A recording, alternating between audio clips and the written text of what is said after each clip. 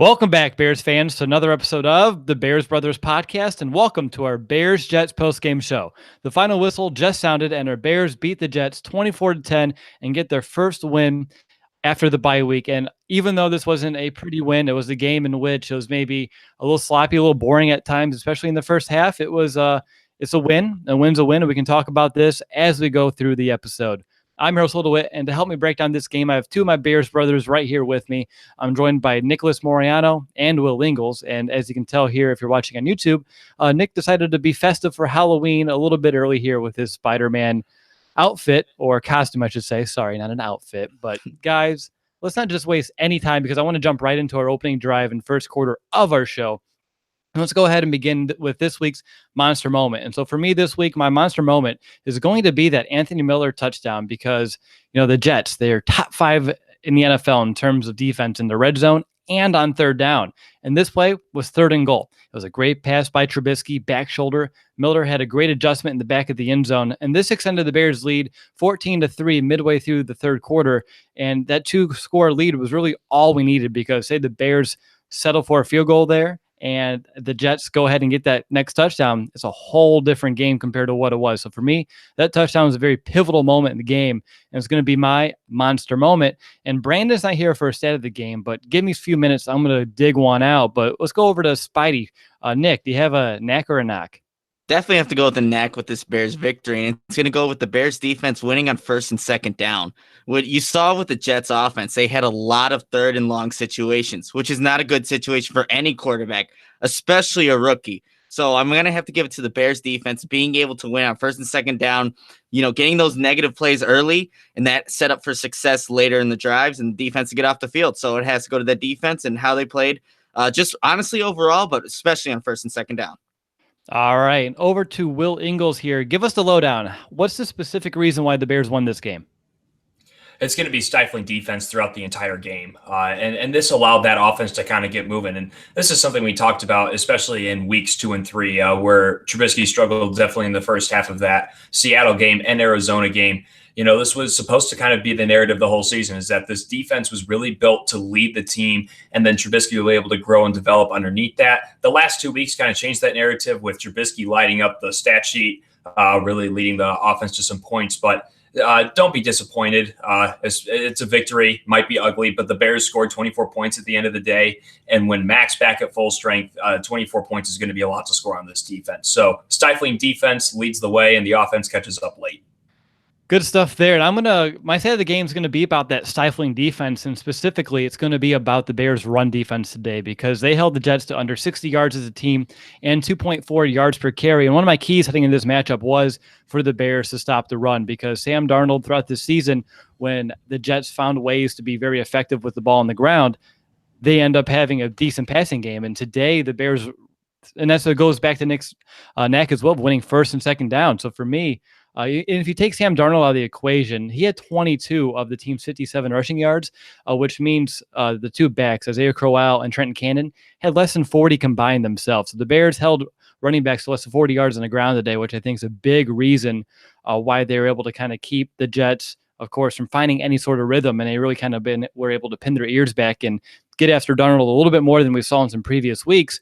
But guys, I want to know who's going to be the MVP today. I think there's a few really good choices. And let's go over to Will first. Who's going to be your MVP? Bryce Callahan's going to be my guy. Made a lot of great passes defended. I'm sure there will be 3 or 4 under that list for him. Just overall, flying around the field, really secure tackler like he's been all season long. I don't think there's a whole lot of negative plays if we took every single play down and broke it down. I don't think there's many you could say Callahan did anything short of amazing. So he's my MVP today. Yeah, he had I think 3 pass deflections on third down today, and of course that sack. So for him, showing up on the the downs that matter, third down, playing aggressive, getting those pass breakups, very impressive. He was on my list as well, but since you took him, I won't. But Nick, I'm going to give you an opportunity here too. What do you got? I was going to say Bryce Callahan as well. And a big thing why he was my MVP is because when the Bears couldn't really manufacture their pass rush, traditionally with their front 4, the front 7, they brought Bryce Callahan just off the edge, and he was able to do that as well. So he's just a guy that's really good at staying connected to the hip of whoever the receiver is, able to get those pass breakups, is a great tackler in space, is able to also generate pass rush when the Bears really need it. So Bryce Callahan, I have to agree with that. He is the MVP of this game. All right, that's some great analysis from Peter Parker there. And for me, I'm going to go ahead and give it to Tariq Cohen. Over 140 total yards today, if you want to add in all three phases, on the ground, through the air, and on special teams. Granted, it gets on special teams, it gets a little scary there when he's trying to touch a punt near the end of the game that apparently he was trying to give every Bears fan a heart attack today. But for me, Peter, poison. What are you doing? Exactly. And, we have our own Peter right here today as well with Nick. But no, Tariq Cohen, I mean, the big one, of course, is that 70-yard screen, which he didn't even have to do a lot, but besides just use his speed and, then run north, just head straight for the end zone. But for me, Tariq Cohen's impact today was a big reason why the Bears were able to come away with the victory, even though I do think down the stretch, it can all come back down to Mitch as well for some of the things that he did in terms of orchestrating some drives. But I'll give it to Tariq Cohen today. All right, so that's going to do it for the first quarter of our post-game show. And before we enter that second quarter, talk about Mitch a little bit more and break down some of the Bears' offenses, what they were able to do today, I need to call a quick timeout and tell you about our show sponsor, SeatGeek. Football is back, and SeatGeek is the smartest, easiest way to get tickets to every game all season long. Whether you're searching for a last-minute deal, planning a night out, or need to find the perfect gift, SeatGeek helps you find the best seats at the best prices, fully guaranteed. There's nothing quite like being there in person, and SeatGeek will get you closer to the action for a great value.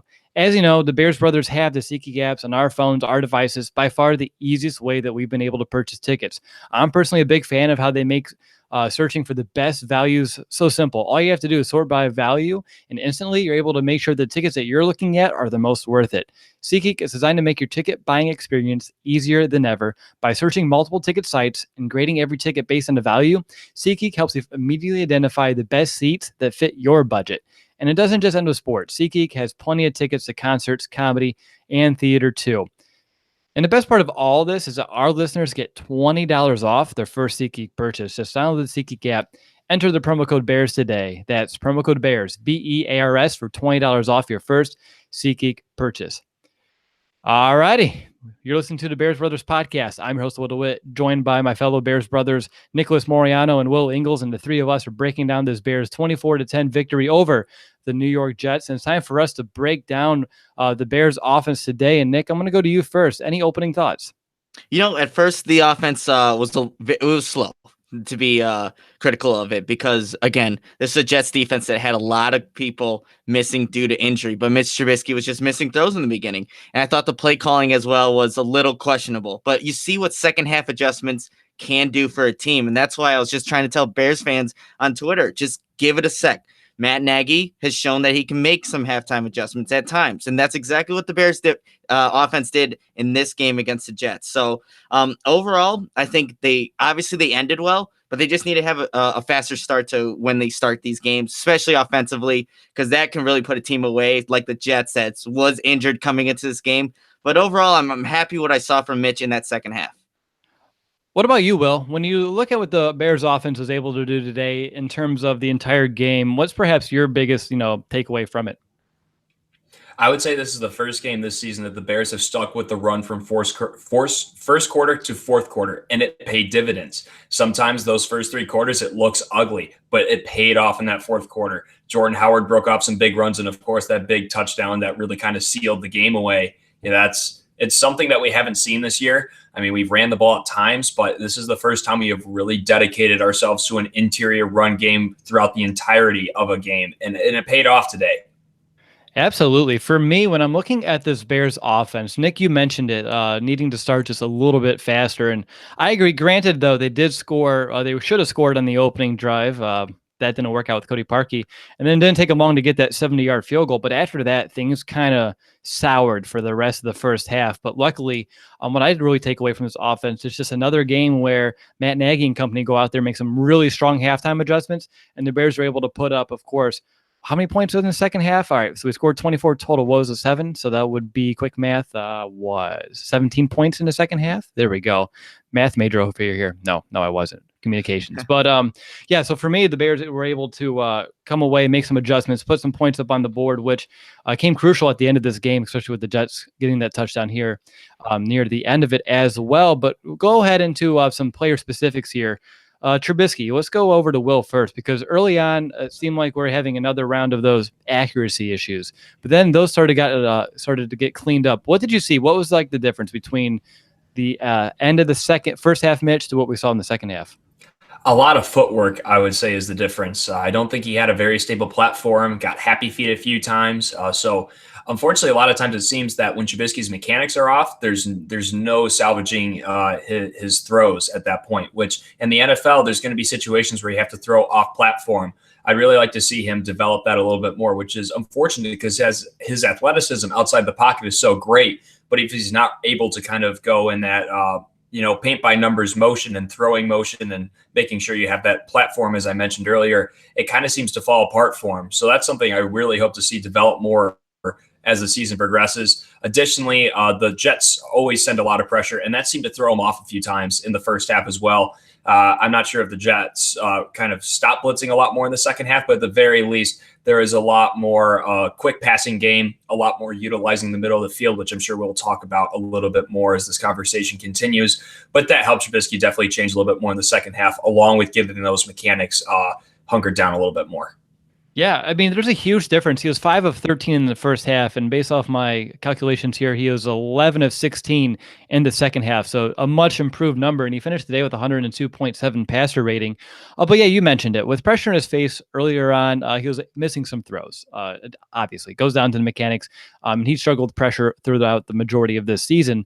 But I really loved how he responded after the Jets got that touchdown, right? He had a bunch of great throws, including the touchdown to Miller. The one also to Miller as well, where he gained 23 right over some linebackers. And of course, he had that 16-yard scramble, which ended up being a very vital play on that drive. Nick, when over to you, what's perhaps your biggest takeaway from Trubisky's game overall?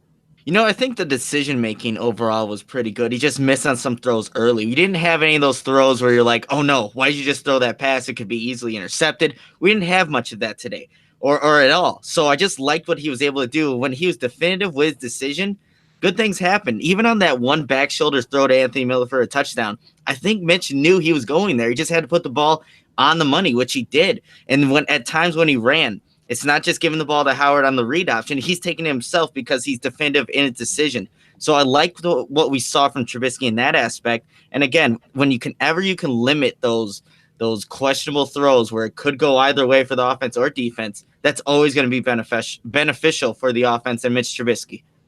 Absolutely. And there's another big third down throw he had too to Kevin White. That was nullified with the Kyle Long penalty, but that was a big throw over the middle to a guy of Kevin White, who in the past 2 weeks now, he has 3 catches, which for someone like him, A, to still be healthy, and B, to actually being part of the game plan. I know Allen Robinson is out, but getting some targets thrown his way, I'm sure is a good feeling for him, and perhaps something we'll need moving forward. But going back over to Will, and we can transition to targets if you want, but you're talking about what the Bears were able to do over the middle of the field. What was so effective today?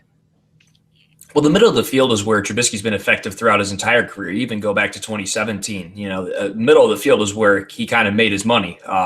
And this year we haven't seen that a whole lot, except for last week with Trey Burton really kind of controlling that middle of the field. I'm confused as to why the Bears don't go over the middle of the field more often. I mentioned in the matchups podcast that came out on Friday that I understand for the first few weeks that Matt Nagy wanted to make sure that that wasn't a tendency that defenses were keying in on. He wanted to make sure that opposing defensive coordinators respected the whole field. So that's why you see a whole lot of outside zone with a guy like Tariq Cohen. That's why you're throwing those deep shots to Taylor Gabriel, even at the beginning stages of the season. Even if those are overthrown, you're still showing that it's a threat and it's a part of your offense. But now that you've gotten defensive coordinators to respect that, it's time to go back to what's working really well, and that's going right over the middle of the field. There was a third down play. I think the Bears took a shot on it. It's the one that they took a timeout on, I want to say. They take a shot downfield, and they had Joshua Bellamy wide open crossing the field, and if he would have thrown it in stride, he's not talking about first down. You're talking about 30, 40 yards if you get him in stride. There was no one around him. So when you go over the middle of the field, it was really successful, but I don't know why they didn't do it more, and that's something I might have to go over film a little bit. But overall, surprised by how little they utilized it, but when they did utilize it, it worked to great success.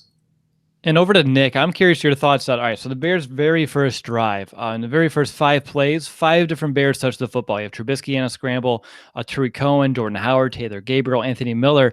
And I think even though it wasn't to the same rate, this week we saw the Bears really spread the wealth and really not tailor to one guy, except Jordan Howard near to the end. How did that kind of keep the Jets on their toes? Because I saw that especially in, say, the third quarter, that's when it really started making an impact. Yeah, and I mean that just helps with an offense because the defense can't key in on one guy.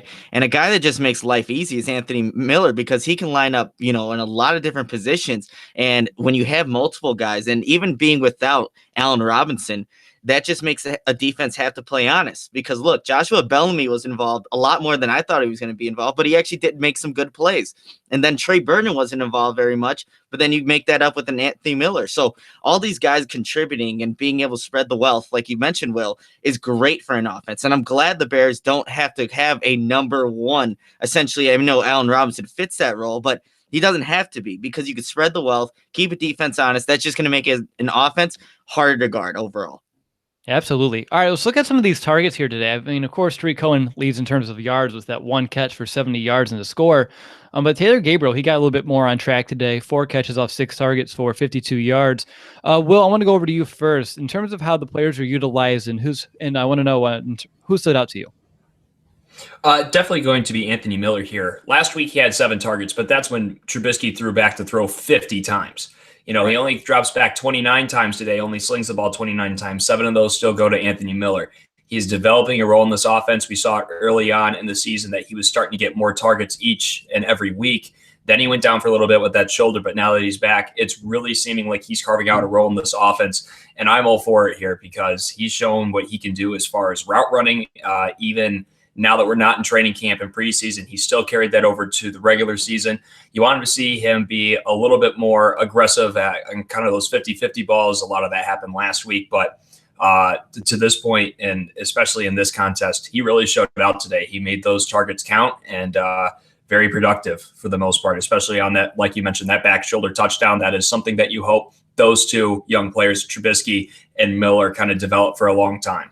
Yeah, and early on in this game, it was another instance in which Trubisky and Miller had a hard time getting on the same page. But after the second half, once he made those adjustments, it's another area in which the Bears were able to improve and self-reflect and make the appropriate, decisions to put themselves in a better position. So yeah, Miller with those 3 catches, that touchdown was huge, and he did too. He had a really good game, and I'm surprised how effective he is with that shoulder because with it being unstable, it looks like he has like a little bit of harness on when you look at his shoulder pads as well. It's very difficult to use your entire wingspan and all that as well. So for Miller, a rookie, to go out there and still be impactful, to me, it's a great sign for things to come from him. But what about you, Nick? What's your take here? I'll take this a little different route. I was just surprised that Trey Burton wasn't as utilized as much in this game, especially with Allen Robinson being out. And we know the Jets were going to like to blitz Mitch Trubisky in this game. They've been doing it all season, just bringing the blitz from, a bunch of different safeties, bringing Jamal Adams down. I thought Trey Burton would have been more utilized than he was in this one. But still, it goes to spraying the wealth. And I think Anthony Miller, the reason obviously they've had that misconnect, Miller and Trubisky, but Miller just makes Trubisky's job a lot easier. A lot of these, he's wide open and Trubisky's just missing it. Moving forward, obviously we're seeing that connection that from the first half, second half get a little bit better, but I think Miller is just going to make life easy for Mitch Trubisky. And so going further into the season, I could see Trubisky hitting and connecting a lot more to Anthony Miller as the season progresses. Yeah, Trey Burton, they use him on a shovel. They use him on that tight end misdirection screen. And then he had the one catch over the middle today. So that was about all we saw from Trey. Will, I want to go to you in terms of what you saw schematically from the Bears and how they're trying to push the ball downfield. Were you a fan of this game plan or a little hit and miss? Definitely more on the hit and miss end. I understand why you got to keep teams honest by going deep, but there comes a point where it's obviously the deep ball is not working today.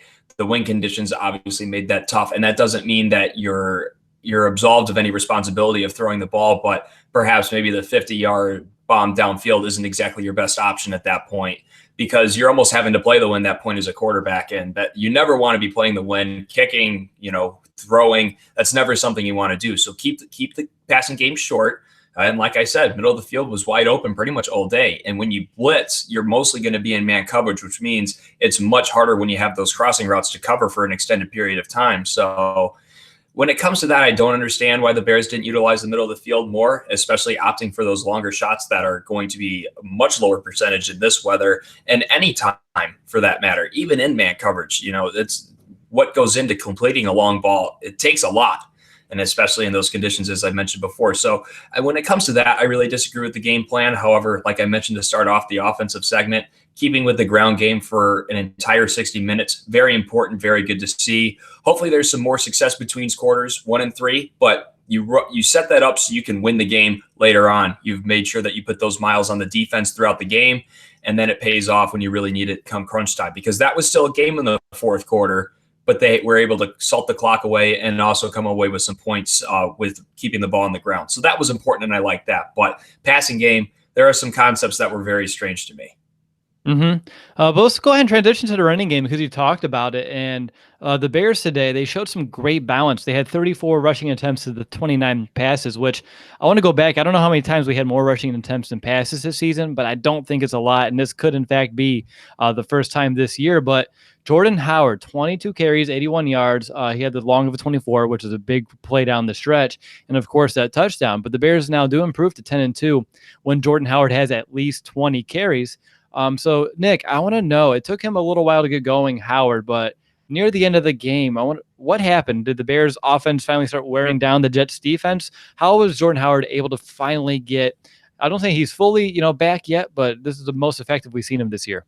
Yeah, I think it's a mixture of just the defense being weared down, but there was some really good blocking that was happening later in the game. You see that pull from Charles Leno from his left tackle spot coming all the way around and springing that hole for Jordan Howard, which I think was a 24-yard gain that you were just it was a great play. Talked about. It was a great play. So there's just blocking that was happening that wasn't happening earlier in the game and earlier this season that allowed Jordan Howard to really just get going, always falling forward, at which he does so well, just gain those extra yardage. But that's what the Bears need to consistently do. It might be a little tough now with the injury that we saw Kyle Long have. He couldn't, walk off the field on his own. But overall, you just saw better blocking schematically, just with concepts for Tariq Cohen and Jordan Howard. So it really worked well, and hopefully the Bears can sustain that success moving forward.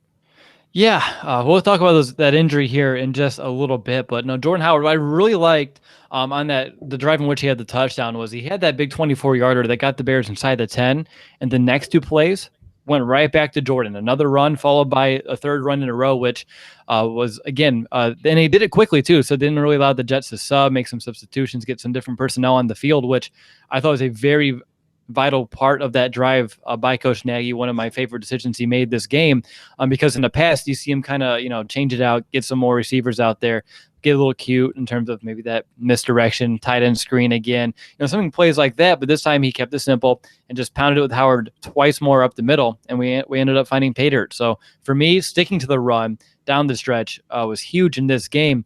What about you, Will? Anything else you want to mention about the Bears ground game today? Additionally, when you go that up tempo, I also want to throw in that it's much harder for the Jets to bring pressure and communicate that in, make sure everyone's on the same page. So if anything, that makes that blocking scheme a little bit more predictable. Nick mentioned how blocking improved in the second half, and I wholeheartedly agree. The Jets brought a lot of A-gap and B-gap pressure, making sure that it was harder for Jordan Howard to beat them. I think they wanted to go in this game. They knew what the conditions were. They knew that both quarterbacks were going to have a harder time throwing the ball. They wanted to make sure Mitchell Trubisky beat them early on. But still, they stayed committed to the run game, and that paid off later on, even though you still want to be able to convert runs of at least keeping on schedule early on in the game. But it's tough. It's still tough to block, especially when they're bringing more guys than you can conceivably, block with your offensive line. Right. I do think that at least giving Nagy some credit here, when he knew they were going to send a full-out blitz, or at least when they were a tendency that they were going to send a full-out blitz, which they straight ran Engage 8 out of Madden. They ran a screen pass to Tariq Cohen, and to bring my reference back from last week, he could have ate his sandwich on the way to the end zone and score, just as long as he kept at least the turtle speed on his Segway or whatever. But overall, rushing game, like you mentioned, that up tempo, very important for making sure that no blitzes can come in, and that really paid dividends in the second half. I do want to add one thing here, Will. I mentioned it on the preview podcast. Well, and you asked the question about red zone calling. What do we want to see? Well, in the red zone, the Bears are actually, running the football, which just keeps, again, like we've been talking about, the defense on it. So that's why we saw the disparity of the run and pass plays being pretty close in this game. So I think that also helps when not knowing for a defense, well, what is actually going to come at us? Is it going to be a run play or is it going to be a pass? And then throughout the game, the Bears kept it pretty consistently where they're mixing up between the both. Yeah, absolutely. And the Bears ended up with 180 rushing yards today, which is a very obviously it's a great number, but when you compare it to the 220, passing yards, it just shows the balance that this offense had today, which is a big reason why they were able to be successful, especially in the red zone, where the Jets, they were the fifth best red zone defense, only allowing opponents to score on 43% of red zone drives. I'm pretty sure the Bears finished 3 of 4 down there today, which is 75%, which is way above the average in which the Jets give up. But moving over to offensive line, we have two big talking points here we need to hit on. And I always like to start off with some good news. So, Nick, this means it's going to be your turn. What was your take from your boy, James Daniels, of first career start? I liked what I saw from him. I thought that, overall, it didn't seem like he was over. It was just too much for him to handle. Big point. I mean, he was able to create some holes. I think the offensive line did overall a better job of, like I said, just creating lanes for these running backs to move. Trubisky wasn't really under too much pressure today. And I think, a big part of that is James Daniels, just the athletic ability he's able to bring and what he's able to do getting to the second level. So overall, I'm pleased with James Daniels. Obviously, there's things I know I saw him on his back one of the plays. I forget where it exactly happened. So there's going to be some hiccups along the way, but I'm glad what I saw from him in his first career start. And then I think we can go, or not, unless you guys want to talk more about James Daniels, because we definitely can. But James I know the other Daniels, yes, yeah, great player, first career start. Yeah, exactly. But the big issue, and I mentioned it earlier, is that Kyle Long injury. Yeah, the big issue, Kyle Long going down when this game was pretty much out of reach. The Bears are just trying to, wind the clock down, and he got rolled up on by Deion Sims. Yes, Deion Sims. He isn't good for much, and apparently that just makes it just a little bit worse. But of course, those things happen in football. It's not Deion's fault by any means. Just a little bit of fun there, trying to make this mood a little bit higher. Because when you think about it, losing Kyle Long when he got his ankle rolled up on, was unable to put any weight on it, it really makes you fear a long-term injury to a very important aspect of this offensive line. So, Will, say we're out without Kyle Long. I know Eric Kush can slide on over, which is a big reason why he's here, how valuable he is as that swing interior offensive lineman. But what kind of impact is this going to have? What I really worry about is keeping that balance that we saw today, because I came up with this a few weeks ago. It was the Miami game, that the splits between Eric Kush being in and James Daniels being in there was a huge disparity when Eric Kush was in, that the Bears would favor passing, whereas James Daniels is in, they were pretty 50-50. The New England Patriots game's a little bit different because they're playing for behind most of the game. And as I mentioned before, 50 passes kind of skews those numbers a little bit.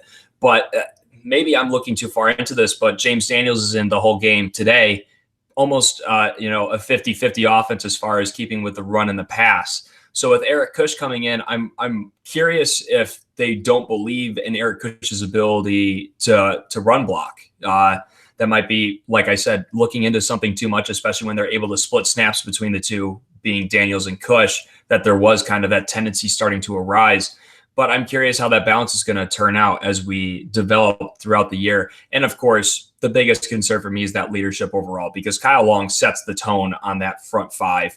And they have a little bit of nasty to them, which is something you love to see from the Hogs up front. If anyone is ever touching Trubisky after the play, there's about 3 or 4 large men saying that you probably shouldn't do that anymore, which is something you love to see from that front five. And that's a great group mentality, great team mentality. That's something that you have to hope someone is going to rise to the challenge and rise to the occasion and kind of be that emotional leader up front for the Bears going forward. Hopefully, it's not a long-term injury, but like Will said, not looking that way as of this point. Well, just an update real quick. Coach Nagy doesn't think that he re-injured that ankle, and they're calling it a foot injury, which is a little bit different. We'll see exactly how it all pans out here in the coming days. And one more update on Twitter, too. Taylor Gabriel just tweeted, I mean, he says, sorry, fantasy fans. It started to rain pretty hard, but who cares? That's a dub. Love that win. So, hey, he doesn't care about the fantasy numbers. He doesn't care if he's putting up all the points or the yards. He just cares if the team wins, which is the exact mindset that we want these players to have. Nick, did you want to add anything about Kyle Long or? I will say this, that one penalty they did have, that's obviously, we talk about that leadership, that mentality that he plays with, but there's no reason to have that. Obviously, that was a big play to Kevin White that got nullified because of that penalty. And, Kyle Long, he plays with his emotions on his chest for sure. But that's one where you don't want to see that happen, regardless if it's Kyle Long or anybody. Even the Eddie Jackson penalty, then we'll probably talk about that later. But you don't want to see that moving forward. But the Bears are still going to miss Kyle Long, especially if he has to miss a significant time. Do you guys hear the wind at my place? No. Well, that's good. I'm glad that the mic doesn't pick it up because it feels like the house is about to implode. So if you hear it crashing and it all goes black, please call some emergency people for me. I got you. I'll come over there. I mean, clearly, I'm in this right attire right now. So you are just swing your way down to exactly. Indiana, Nick. I got you. There we go. So in the meantime, I'll talk Bears football while they figure that out. So we got you covered. That's funny. All right, guys. Any final thoughts about the offense today? Let's go to Will first. Like we mentioned before, slow start, but I mentioned this after the Patriots game, in a game that they overall played so poorly that they stayed in it that long.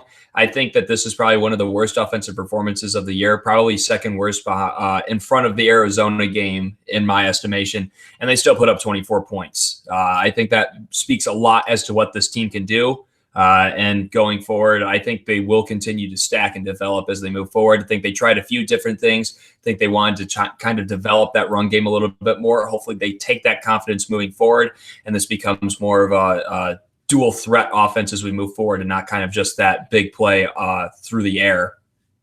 Yeah, that'd be the best case scenario for this offense, because if we want to have long-term success this season, that's exactly what the Bears need to do. So good point, Will. What about you, Nick? Overall, I like what I'm seeing from the offense, especially since the running game got going in today's victory over the Jets. You do definitely want to see Trubisky just start off a little bit better, show starts with his footwork, starts with his mechanics, but seeing how he was able to bounce back, Matt Nagy was able to bounce back, the offense in general is great to see. We're making those halftime adjustments, but again, just a faster start. And again, they did this without Allen Robinson, too, one of their top weapons. So that should be encouraging for Bears fans moving forward.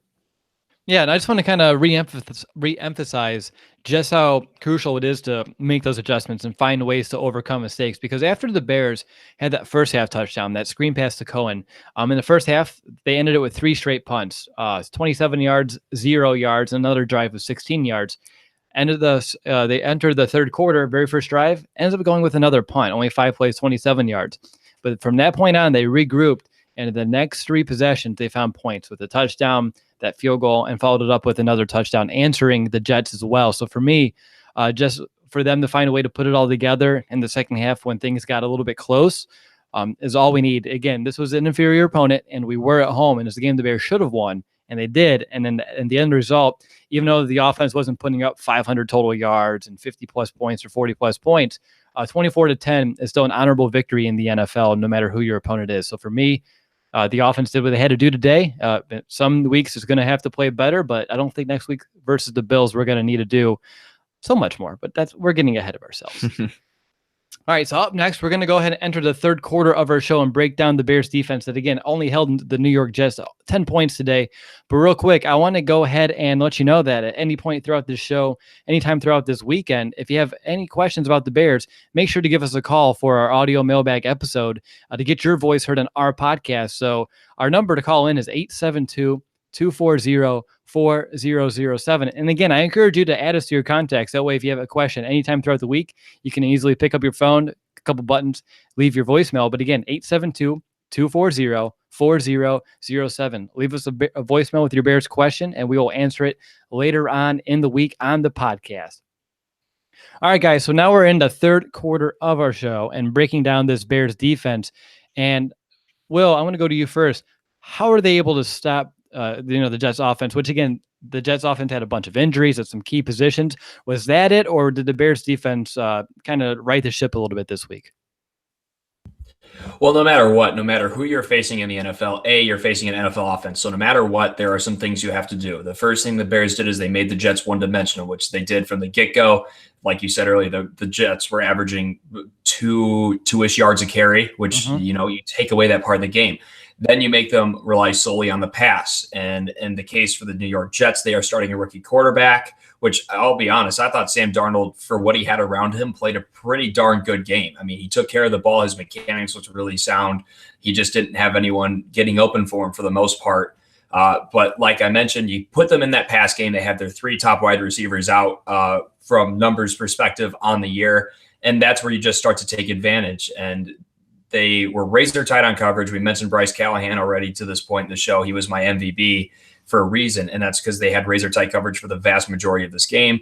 I like that Vic Fangio kind of flipped to a little bit more man, brought a little bit more pressure throughout the day. I think the Bears just played better man coverage overall than zone personally, and it's tougher it's more recognizable for a rookie quarterback, but at the same time, when you have lower level receivers, it's harder for them to get off the ball and create a good throw or a good throwing lane for Darnold to get into. So overall, really like the game plan by Fangio. It might have been an inferior opponent, but overall, they played the way they needed to win this game and get, like I said, offense started out slow. They provided them every opportunity, provided them with some short fields, no takeaways, but short fields helped get the offense started. They did everything that they needed to do today. Pretty impressed overall.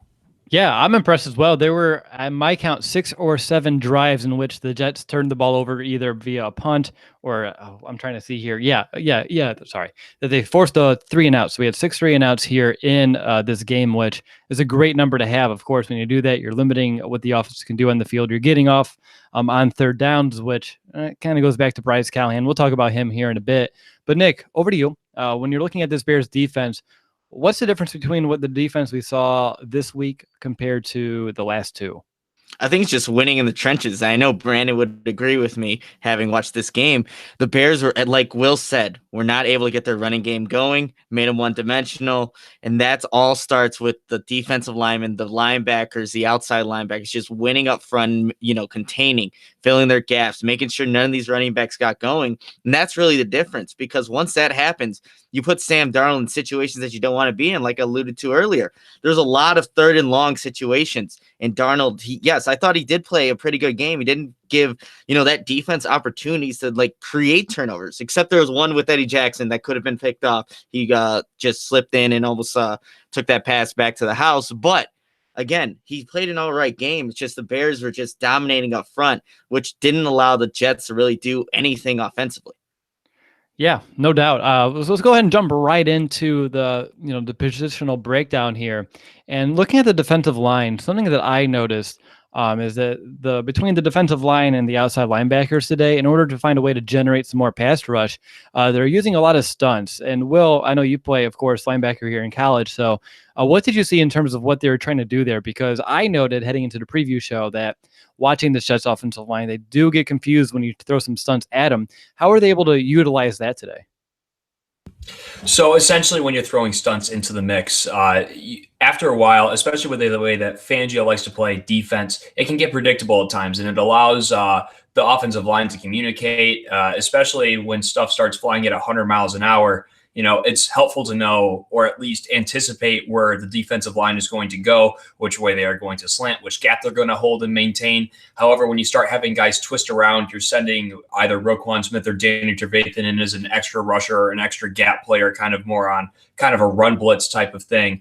That makes it harder for them to predict and project where people are going to be, which if you have a power play that reaches to the outside, it makes it really hard to maintain that gap integrity as far as the offense is concerned, and making sure all those guys are plugged up and getting driven back on the line of scrimmage. It makes that more difficult for them. And then additionally, like you mentioned in the past game, it's all about making sure that you're creating favorable one-on-one matchups. You're making them stay disciplined with their eyes and their technique as well. Sometimes, especially for a tackle, if your end dips inside or whoever your outside rusher is dips inside, sometimes you'll shrink with them too much. And the guy who's running around outside, especially a guy like Robertson-Harris, a guy who has a little bit more speed to him, it's already too late by the time he's bending that edge to recover and make sure you regain that technique and that position on him. So I really liked what Fangio did with that. That's something I was pretty critical of against in the New England Patriots game. There was almost no creativity on the pass rush whatsoever. And when he did bring 6, it was very successful. They had a sack and they had the interception that Kyle Fuller had late in that game. So it's beneficial when you're bringing pressure. It's beneficial when you're changing things up. Happy to see that Fangio kind of made those adjustments after watching his defense more or less get humiliated the last 2 weeks. Absolutely. And looking at some of these players here, I was very impressed in the first half with Eddie Goldman. He had those 4 tackles, 2 of which were solo. He was doing a great job, fighting at the point of attack, shedding his blocks, getting, even lateral downfield in order to make some of these plays on these ball carriers. So for me, Eddie Goldman, I know he was going up against a backup center today, and he took advantage of that matchup. So I'm going to give him some props here. Over to Nick. What player do you want to bring up? We'll talk about Akiem Hicks. Yeah, I thought Akiem Hicks was just dominant up front again, and it started on that very first defensive drive. I think he just gets in the backfield and then gets up and immediately is pumped up, and that's when I knew right there. Usually Akiem Hicks is like that, but when he's able to do that right from the get-go, it's going to be a pretty good game from Akiem Hicks. And then in terms just going back to those stunts, I liked what I saw from Leonard Floyd and what Vic Fangio was able to do with creativity-wise. He had him lined up right over the center at one point. He ran a stunt with Akiem Hicks, comes around, and that was almost an opportunity for Floyd to finally get that first sack. He got close, still obviously didn't get there, but I like that kind of aspect. I want to see more of that from Vic Fangio in terms of creativity, because obviously the pass rush still is struggling to get to the quarterback, but in terms of mixing things up, that's something that I would like to see Vic Fangio just utilize, putting players in different positions and seeing how that confuses an offensive line. Responsibilities are obviously going to be the same, but seeing different players in different positions can definitely throw opposing teams off. Yeah, there's an issue with the pass rush still when you're looking at the box score, and you got the 1 sack, which comes from your nickel corner, Bryce Callahan. And then for the entire game, you have 2 quarterback hits. Like, of course, we'll have to wait a little bit to see how many pressures are actually generated, which by my count, there's at least, a handful. But it's still not to the degree where it was in the first 4 weeks of the season. But going over to Will here, 2 more guys real quickly. Roy Robertson-Harris and Bilal Nichols. What did you see out of them today? Because I thought Nichols played very well. And then Roy Robertson-Harris, even though he wasn't crazy impactful, he had a tackle for a loss. And this might have been one of his better games of the year as well. Yeah, absolutely. And it's important to mention whenever you're talking about the D line that tackles at the end of the day aren't exactly the statistic you need to look at. A lot of their stuff comes not in the stat sheet, especially in a 3-4. I've mentioned before. That's why a guy like Eddie Goldman is so valuable. He doesn't usually show up on the stat sheet because he's absorbing a double team, making sure the linebackers are able to make plays. I thought those 2 guys played a really good game. Like I mentioned, to stop the run, it's really your front guys are going to have to be darn near impeccable, and they were to start the game. Nichols has continued to be aggressive and just a force up front. It's been really fun to watch a young guy like that, an underdog story per se, late round draft pick. Not a lot of people expected him to do a whole lot coming in, but he's broken the rotation for the most part. I mean, Jonathan Bullard's not seeing the field much anymore, and I think that's because Nichols has earned his way up there. Roy Robertson-Harris as well has had a great motor to this point, great hustle. I don't love his at times lack of pass rush moves. He kind of plays raw, but at times that's just enough on the defensive line, and that proved again to be true. One other thing about being able to employ stunts, it's so important to make sure you can stop the run game early on, because running stunts against the run can a lot of times result in disaster.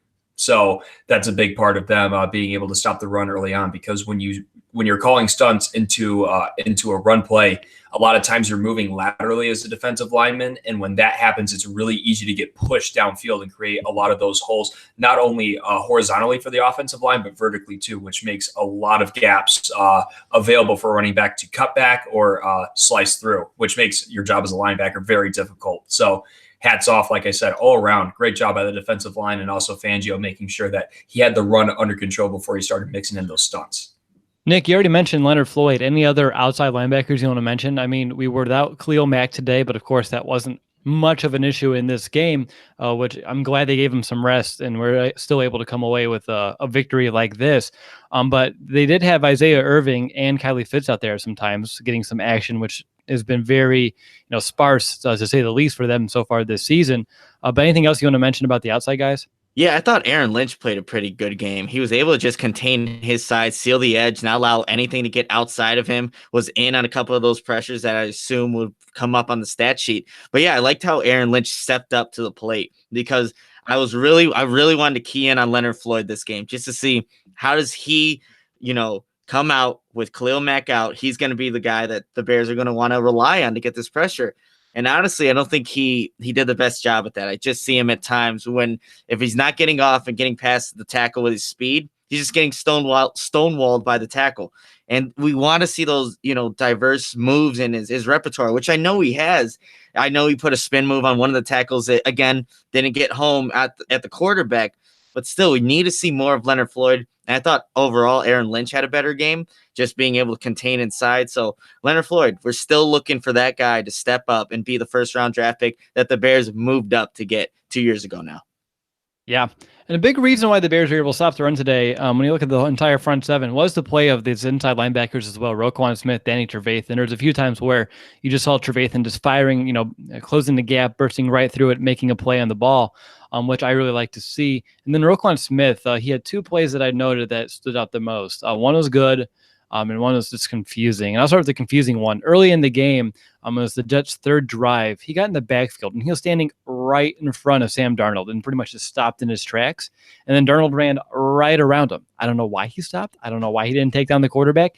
Maybe he's confusing the roles and thought all he had to do is look at him, and now that counts as a sack. But I don't think it ended up for any gain at that play. And if it was small, but just a little bit confused. And then on the other one in the second half, he had that great play where he was able to close on the ball with his speed and make a great open field tackle, which that's the sort of play that is a great indicator of why the Bears drafted a Roquan Smith to make those sorts of plays.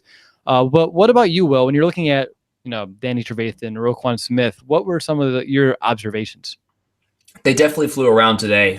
Last week, I thought they played atrocious, for lack of a better word. I thought they were slow to their reads. I thought they let offensive linemen get on them partially because they were slow to their reads, not taking positive steps towards where their gap is or where it's going to be, depending on how a play is developing. I thought they played better today. I still think there are some things they can clean up. I'm going to have to check the film a little bit on that.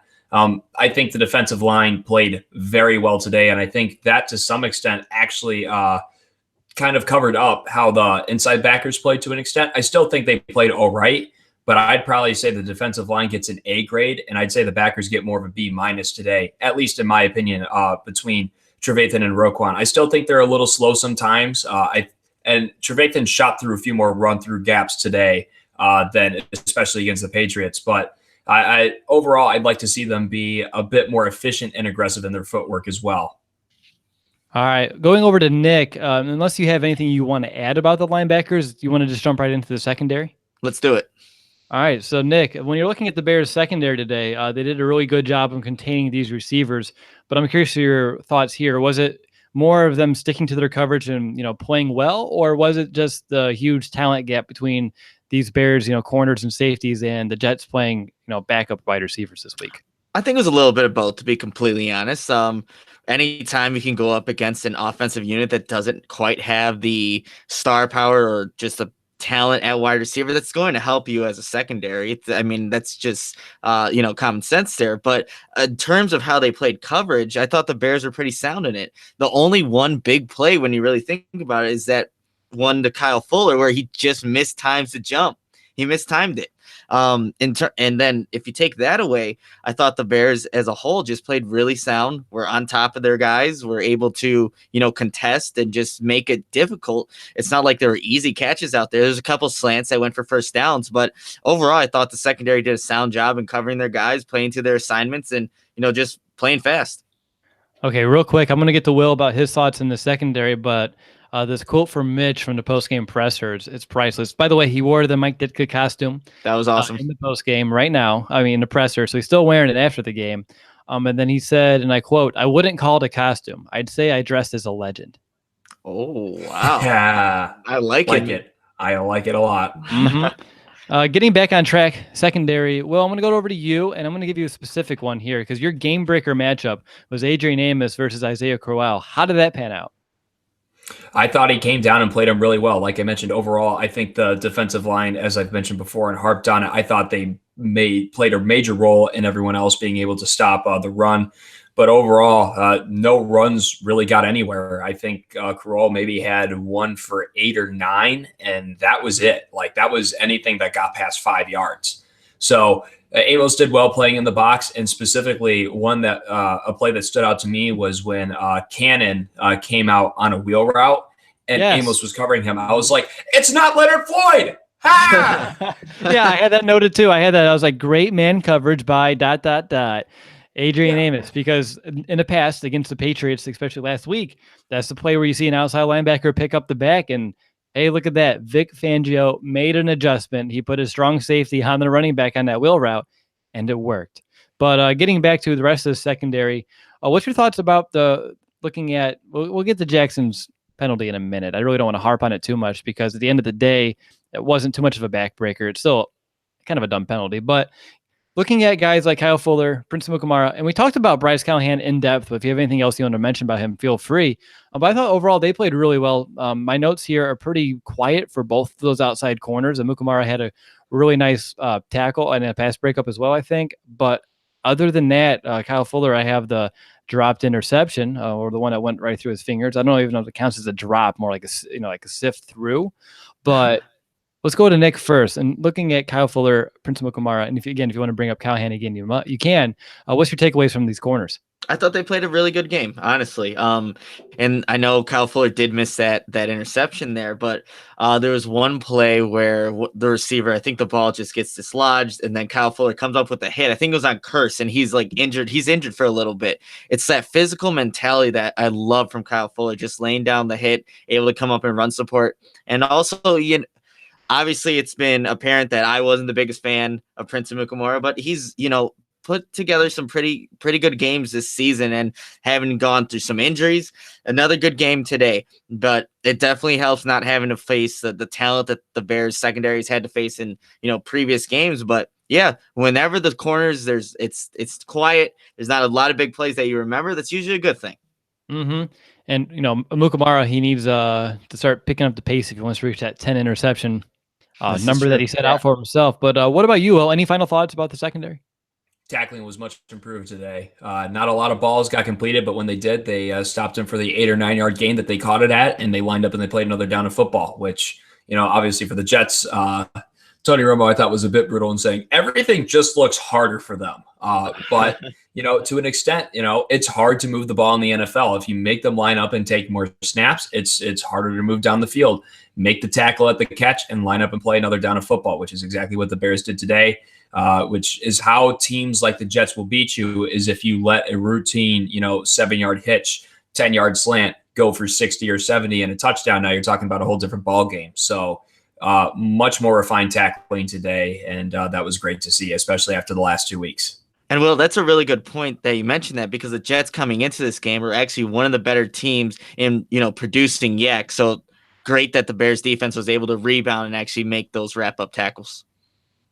Yeah, and my last point here is, he held him to 10, only like 3.8 yards per play for the entire defense. And when you're looking at what the Jets were able to do, say, over their last 3 weeks, they scored 34 against the Broncos. They scored 42 against the Colts, and they only had 17 against the Vikings. And here the Bears are holding them down all the way to 10, which I know they had a few more injuries this week compared to some weeks past, but still, this is an offense that has proven to be able to put up some points. I mean, they put 48 up against the Lions as well. So again, the offense proved they can score, but the Bears found a way without even a ton of pass rush to get it done consistently all game long, besides one drive, and that's it. And that's honestly, that drive comes back to Eddie Jackson's penalty, which extended it, and of course Kyle Fuller not coming away with that interception. So 2 bad plays, not really as much as them beating us, more like the Bears beating themselves on that drive as well.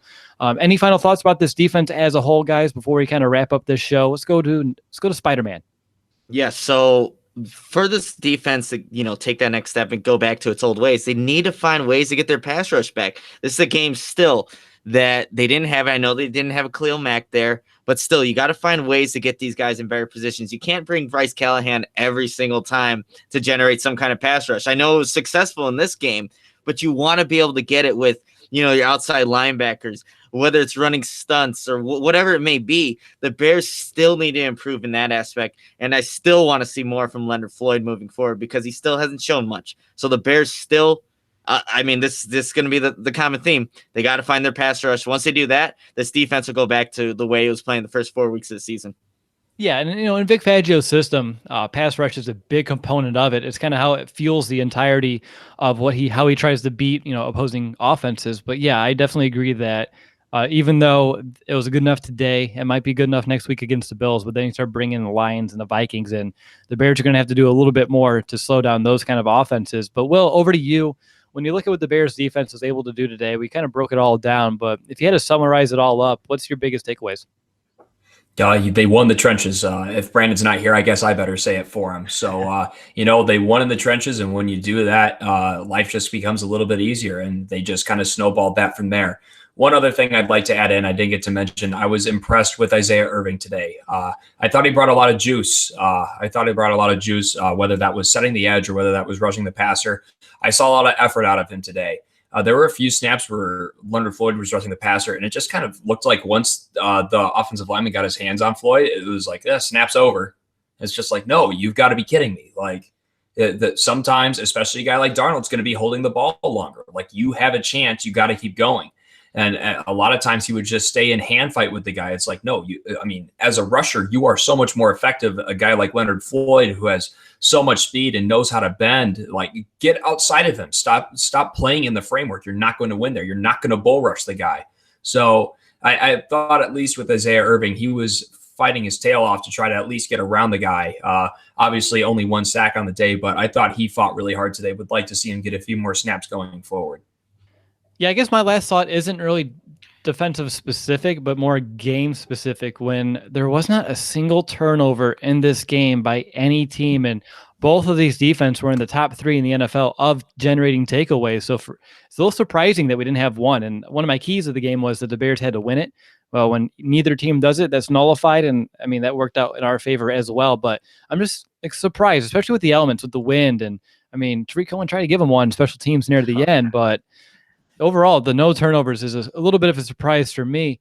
But all right, it's time to head into our 4th and final quarter. And let's go ahead and begin with a quick hit on special teams. And Nick, if you want to go ahead and just rip off the Cody Parkey Band-Aid, you can.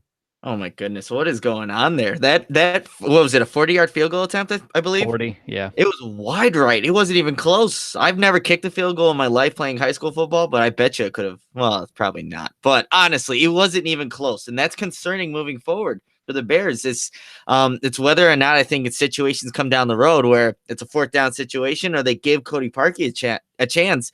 We've seen Matt Nagy already just go for it on 4th down because I don't know if you can trust your field goal kicker at times. He's been inconsistent the past couple of weeks now, and you need to have some kind of confidence in him because he's going to be up to the task. He's going to want to kick again. So it's concerning for me because that wasn't even close, and it shouldn't have been that tough of a field goal, honestly. No, and it's hard to tell via the broadcast. The wind could have affected it, but again, it's Chicago. He was brought here for a reason, getting paid the money that he's a guaranteed $9 million, whatever it may be. He's gonna have to make those kicks. It's a lot of money for a kicker who's missed a handful of kicks so far this season. And again, I was in attendance. I couldn't tell you exactly how the wind was swirling at that exact moment when the ball left his foot, but I know that later on in that game, the Jets made a 42-yard field goal from the same exact direction. So and again, I can't really determine if it was different at one point or another, but it's tough to watch. It's tough to see. And honestly, and again, this is something else that's hard to tell when you're just watching a broadcast, but he doesn't look confident out there. He doesn't look like, he's not out there with, puffing his chest out, which I don't want him to do that either, but he just comes out there and he just looks like lost or unfocused and just kind of like shy. And it's not what you want to see. And hopefully he can kick a few in a row, build some confidence, because like you said, it's hard to gauge exactly where Nagy's confidence is in him with he's going for it on 4th down on the plus side of the 50. But even the kicker, you have to wonder where his confidence is right now as well. And Will, over to you. I have a different question, and it's going to be about Benny Cunningham. Is it time to look elsewhere for a kick returner because he's taking a few out and he's slow and he's not doing a lot with it, and we're starting on the wrong side of the 25. What's your take there? I think specifically the one that you're thinking of where he had that really slow approach, the blocking was absolutely atrocious on that one. Sure. So Cunningham, I understand why that one went the way it did. At this point, I'm almost kind of resigned to the fact of let it bounce to the end zone. Like, start at the 25, make sure we don't have any, holding penalties at this point, or don't get tackled, at the 15 and have us start behind the sticks, or at least in a negative field position. So I'm disappointed in what Benny Cunningham's done to this point as a returner. That goes without saying. Is it time to try someone new? I'm not sure if someone else is going to give you a better result. I'm almost just willing to be resigned to taking the ball at the 25 at this point. It's interesting how it's getting phased out of the game, guys. It's happening quick. But all right. So with that being special teams, it's time to go ahead and break out those red pens. And I don't know if Spidey has one today, but Will, I'm going to go to you first. What grade would you give the Bears for what you saw today? B-. This is a team that I thought they should have had their way with a little bit more. We saw a lot more promising things in the second half, especially from an offensive standpoint. But there comes a point where you really want to see some consistency out of Mitchell Trubisky. And it's a little disheartening to me that we didn't get that from start to finish. I thought this was a team that he could really do that against. Though the Jets are injured on defense, I think they're still underrated. They're a team that's really well coached. There's a lot of talk about Todd Bowles, and he gets that respect for a reason. He has his guys ready to go. But either way, I thought this was a game where Trubisky could get into a rhythm, and he proceeds to have 7 straight incompletions or something along those lines. So that's why it's not closer to the A range. But at the end of the day, this is a team victory. The defense played their tails off, and like I mentioned, kept giving the offenses chances to succeed. And at the end of the day, they did take advantage of enough of those to win the game. So B-, it's a victory. I'm happy about it at the end of the day. Still a lot of things to clean up. All right, we have 1 B-. Nick, what about you? Yeah, so I think I have a red pen here. I just can't actually see through this mask. But so if I were to grade this game, I'm going to have to go agree with Will there. B- is about right. Again, the offense had a slow start to the game. Mitch Trubisky looked a little off. The play calling was a little off. But then you see that second half adjustment. The offense is clicking. Defense is still doing what it did in the first half. And again, the Bears won this game. It definitely, there's aspects that can be improved upon, and I think the Bears will find a way to fix those things, especially just starting off better, making sure Mitch Trubisky has mechanics down, and then keep continuing. We saw the offense, specifically the running game, get going in this game, which is great to see. So a B- is about where I'd have it because of all the injuries for the Jets. I said in the preview show that it would be a close game, but this is a game where if the Bears do everything right, this could have easily gone out of hand early on. Yeah. I mean, it's the NFL, and it's hard to put away every opponent, so quickly. So for me, I'm giving this a B because, like you said, there were some issues in the first half, but I really liked what I saw in the second half in terms of cleaning it up, finding ways to put more points on the board. And the reason why I'm going to give this a B, despite not a lot of pass rush, the Bears perhaps leaving some more points up on the table, I don't know. I just never felt like the Bears were going to lose this game. There wasn't a moment where I was like, oh, here we go again. Like throughout the entirety of this game, even when it was a 17-10. I had 7-3 in the first half, but in the second half, even when it was 17-10, it felt like the lead was much larger than that because of how well the Bears defense was playing. And even though the Bears offense was punting, they're still moving the ball a little bit. They weren't going 3 and out, 3 and out, 3 and out. So I don't think they ever seized full momentum in terms of, I guess I should say conceded full momentum over to the Jets. So for me, I'll give it a B. In the NFL, every week's, it's a difficult one. All 32 teams are, very close to one another. There's a small talent gap between a 6-0 team and like a 3-3 team. And today, I thought the Bears were, of course, the better team heading in. And I think at the end of the day, 24-10. When we look back at the season, it's going to feel like a very just victory at that. So for me, that's why I'm going to give it a B. And looking at Twitter as well, I believe it was a vast majority of Bears fans gave this one a B. Yeah, out of over 600 votes so far, 71% of fans gave this one a B, 22% gave it a C, and we have 7% that said, hey, it's an A, but 0% gave it a D, which I'll take. All right, guys, it's time for our 2-minute warning. This is where we wrap up our thoughts on the game and put things in perspective moving forward. And Mr. Ingles, you are going to have the honor of starting first. An honor indeed. Bears get a needed win. This puts them back on track, 4-3. They are officially third in the division with obviously pending results from the Vikings and Packers as we continue on. But with Detroit losing, Bears are no longer at the bottom of the division. Another winnable game coming up. So it's kind of go time at this point. It's not technically the second half of the season quite yet as far as games played is concerned, but it's time to go down the stretch and start stringing some together if you want to, really be a playoff team. I know Tony Romo endorsed them, but there's a lot of games to go, and there's going to be a lot of difficult division matchups. Regardless of talent, division's always going to be tough. So I'll be very interested to see how the Bears do at that point. But of course, got to take business at Buffalo. You're going on the road, and it's going to be important. Josh Allen's a guy I definitely want to get a pass rush on because he's, inaccuracies aside, he's still got a big arm and he can torch you if you let him sit back there. One last little thing, Patrick Finley on Twitter said that Kyle Long was on crutches in the locker room. So something to keep track of moving forward. But, this is a positive step forward for the Bears as the season continues, and we're on to Buffalo. Yeah, after that bye week, lull, 2 losses straight off of it. I mean, October was not kind. We had a bye week followed by 2 losses, but this is a great way to end the month, heading into November, the last 2 months of the regular season. But I'm getting ahead of myself. Let's go to Nick first. What's your 2-minute warning? And what I called a must-win game for the Bears did just that, getting this win. And like Will said, putting them on track to be, if they want to, if they can, in a playoff hunt, in which I think this team is good enough, has the talent to do. So obviously they have Buffalo next week, and then it's a bunch of division games, 5 division games left. Obviously, those are going to be tough games throughout. They're going to be close, and the Bears just proved that this is a team where, despite them having some hiccups in the beginning, they can rebound. They're going to be close in every game moving forward. And this is one that they had to win. Now they just got to string back some victories. Like you said, Will, they had a tough October. Their defense kind of fell apart. Things offensively didn't click. But let's see if this is the first game to start another streak of victories for the Bears, because that's what they're going to need if they want to play in the playoffs.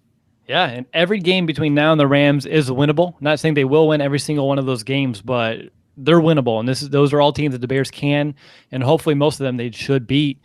So real quickly, to start things on a positive note, fun fact, I don't know if you guys can do math like I can. Apparently, I'm on a math track today. But 4 wins so far this year. We had 5 of last year. That means we're at 80% of our win total already from last year, which, I mean, that feels great to think about it, because even though when you go through, the grind of the season, and things hurt, especially from the Dolphins to New England, I mean, you get a little down. But then when you take a step back and you look at the thing as a whole and realize that we're starting November with already 80% of our win total for the entire 2017 season and already more wins than the entire 2016 season, it really gives you a perspective on how much this Bears team has improved and how much more fun football is on Sundays for us as Bears fans. But getting back to this season and what we're looking at here, what I liked from this game was that the Bears found that killer instinct that they've been talking about, because against Miami, they didn't have it. Against New England, they played a little bit from behind, but still it's something they didn't have. But today, they did it because it was 17-10 here as the game was winding on. But the Bears responded with the touchdown. The defense responded with forcing the Jets to punt after 4 plays as well. And that was the end of the game. So for me, the Bears found a way to end it, that killer instinct, whether it be leaning on Jordan Howard, finding a way to pick up those crucial 3rd downs with the games on the line. The Bears found a way to make sure they didn't give the Jets an actual chance to come away and steal this victory. So for me, finding that killer instinct now is going to be crucial. So hopefully it kind of continues against Buffalo, Detroit, and then we'll see how that rest of the divisional kind of trio of games kind of pan out. So for me, discovering that killer instinct, even though it wasn't pretty and even though it still wasn't near perfect, the potential's there, and I'm excited to see how it all comes together as we move forward throughout this season. But that's going to be all for my 2-minute warning, and that's going to do it for this episode of the Bears Brothers Podcast. I want to thank you all who were here watching live on YouTube. I know there's plenty more football on there on your screens, and you chose to be here talking about this Bears victory, so that really means a lot to all of us. And of course, to the thousands of people who either watch this video on YouTube later or, of course, on our podcast around the entire world. We just appreciate you very much. And if you appreciate us as much as we appreciate you, and if you haven't yet, maybe leave us a review on iTunes and Apple Podcasts to show your support of our show.